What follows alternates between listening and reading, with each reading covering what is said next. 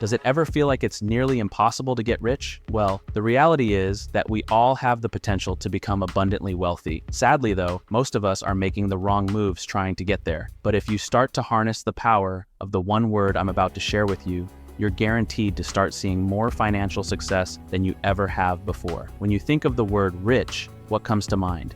Is it private jets and supercars, or just having enough money to never take orders from a boss again? Both sound pretty sweet if you ask me, but if we want to set ourselves up with a path to riches, we first need to know what level of wealth we aspire to have. It's for this reason that I want to introduce to you the two levels of wealth and what separates the two. The first level of wealth is what I consider the mainstream affluent class.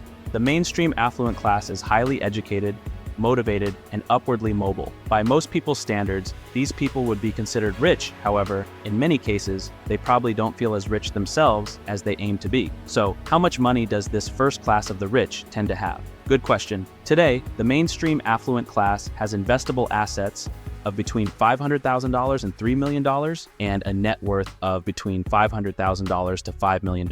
The range is largely dependent on age, location, and household, given that naturally your assets and net worth would be greater if you were a household instead of a single person. A good example of people who fall into this first group of wealthy individuals are Henrys or high earners not rich yet. These are people making sizable incomes who have yet to have the time for their earnings to convert into assets that put them in the 7- and 8-figure club.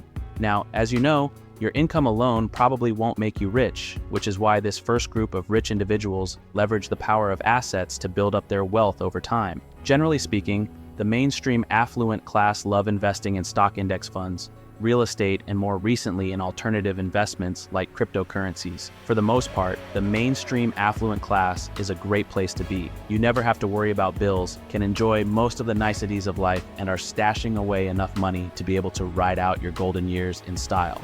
However, this level of wealth may not be enough for you, and that's okay, because there is another level of wealth that many people strive for that really sets you apart, and that's the class of the truly rich. The second level of rich is what most people think about when they hear the word rich. We're talking vacation homes in the Hamptons, first-class flights, $100,000 cars, and generous donations to charity, where you get a statue named after you. If these are the things you associate with being rich, let me know by hitting that like button below. Let's call the second level of rich the truly rich. The truly rich have investable assets of at least $5 to $10 million and a net worth of at least $10 to $25 million, depending on location, age, and household. In a bull market, the truly rich crush it with multi-million dollar gains a year. Conversely, in a bear market, the truly rich get beat up the most. Back in 2009, people like you and me were relatively much wealthier compared to the truly rich, not because we made more money, but because people like Warren Buffett lost tens of billions of dollars in individual wealth. Now, how do the truly rich get to this point of financial success, and which assets do they own? Good question. The truly rich have a minority of their investable assets and net worth in index funds. Instead, the truly rich have the majority of their net worth in their business and other business ventures. Now that you know about the two levels of wealth, can you spot the difference between these two groups? No, it's not their level of income or investable assets. Sure, those differ, but it's not the main driver in the disparity of their financial success. What sets them apart, and the word that will make you abundantly wealthy, is risk.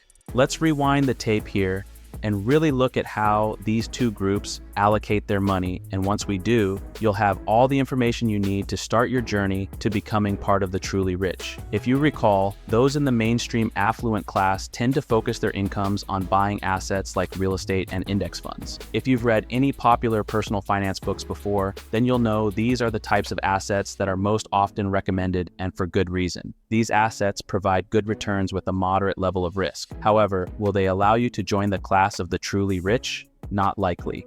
This is because their upside potential simply isn't enough for their fortunes to accrue to the point of being uber wealthy. Let me share an example to explain why this is the case. Let's say that you make $150,000 a year. After your annual expenses are considered, you are able to invest $20,000 annually, and you put that money into your favorite index fund.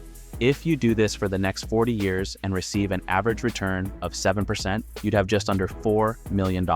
When paired with your principal residence and the cash you keep in the bank, this would put you in the upper level of net worth in the mainstream affluent class. Now, Don't get me wrong, this is a great position to be in, however, given that investing in index funds involves only a moderate amount of risk. Of course, the upside won't be as great compared to how the truly rich grow their wealth, which is through the building and investment into businesses. When we look at the Federal Reserve Survey of Consumer Finances from 2016, we can see that as people's net worth rises, one group of assets continues to grow larger, and that asset class are business interests. When you think about it, this makes total sense. If people are striving to become abundantly wealthy, they wouldn't want to focus their time and attention on assets with very little growth potential like cash, homes, and cars. Instead, they want to put their money into more lucrative wealth vehicles like businesses, and if you study most of the richest people on earth, this is exactly how they got rich. Bill Gates started Microsoft, Elon Musk started Tesla, and Jeff Bezos started Amazon, and these three men are some of the richest today. However, with more upside comes more risk. If you buy a house, the chances of it increasing in value over time is almost guaranteed, meaning that your risk is low. However, if you start a business, it may work or it may not. For everyone, Elon Musk, there are thousands, if not millions, of budding entrepreneurs who haven't achieved the financial success they desire. Fortunately, I talk a lot about achieving financial success on this channel, so if you haven't subscribed already, go ahead and hit that subscribe button below. Now, before you decide to pursue your next business venture, it's important to understand why this form of asset is so efficient at making money. So let's talk about that now. You see, any good business employs what we call leverage. Leverage can come in many forms such as capital, labor, code, and content, and the more of these levers you can use, the richer you can become. Think about it like this. Which business will be able to produce more products or provide more services? One with 5 employees or 500. More employees means more output, and more output means more revenue and profits. This is why companies like Amazon have hundreds of thousands of employees, because more hands means more profits. Alternatively, suppose you have capital leverage working in your favor. In that case, you can acquire all of the best equipment and subject matter expertise and spend the most on marketing to maximize your chances that your business will succeed. The point is that with a business, you have more tools in your tool belt to employ, and it's for this reason that most of the wealthy people you know are business owners. So then, given this correlation between businesses and high levels of wealth, it's obvious that you must pursue business ventures in your wealth building journey, right? Not quite.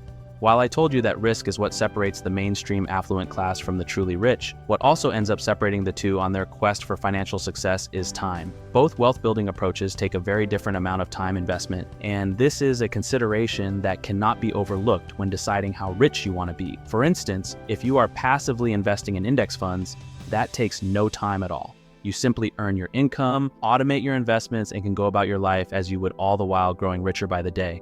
For those who pursue business success, their time involvement is much more substantial. For instance, Elon Musk admitted that at the beginning of starting Tesla, he was working 100-hour weeks. And as you can imagine, when you work that much, many other areas of your life are bound to suffer. So sure, you will be much more monetarily wealthy, but when it comes to wealth in the form of health, family, and pleasure, you may find yourself being deficient. So how do you choose which path to pursue, assuming you do have some aspirations of becoming wealthy? Good question. What I've found to work in my wealth creation plan is to set your goal wealth figure and work backwards from there. For instance, my goal is to amass $10 million.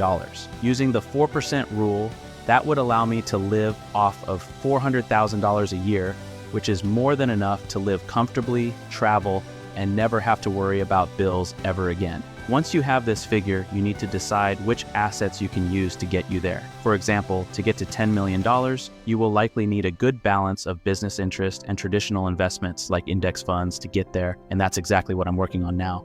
I figure that if I can get my business to $200,000 in profits per year, that can allow me to invest $50,000 annually, which over 40 years will grant me the $10 million I desire. However, let's say that you are aspiring to be a 9-figure individual. Well then, buying a ton of rental properties or investing in S&P 500 ETFs probably isn't going to get you to your goal. Alternatively, if you want to amass $1 million, starting a business where you face a high amount of risk of failure probably isn't necessary.